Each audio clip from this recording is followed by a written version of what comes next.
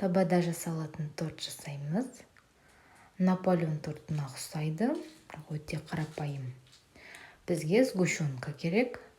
Оған бір жұмыртқаны қосып жақсылап араластырамыз. Одан кейін ұнымызды ақырындап сала бастаймыз. Бір стақан ұн салып, одан кейін бір шай қасық ұн қосқыш салып араластырамыз. Сосын тағы да бір стақанымызды саламыз. Осылай қоюланған соң, енді соңғы бір стақанымызды столға жайып, қамырымызды соған қойып, яғни осы ұнды сіңіргенше осылай елеміз. Одан кейін қамырымызды бірдей етіп, 6 бөлікке бөлеміз.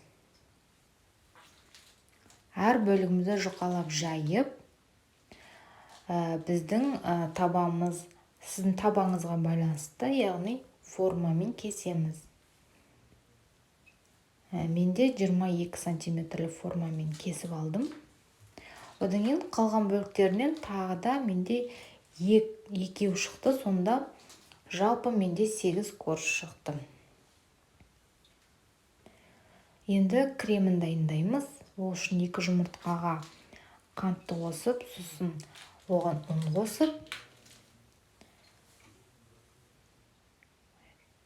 және сүтімізді қосып, жақсылап араластырып аламыз бірінші.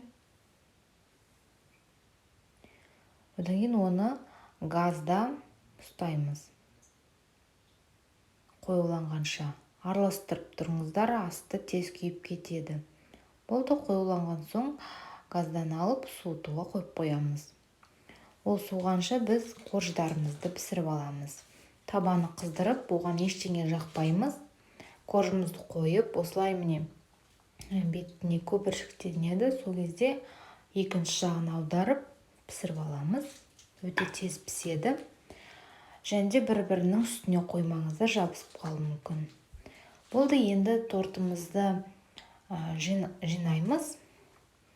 Корж, оған кремді көп жағыңыздар. Құрғақ болып кетеді.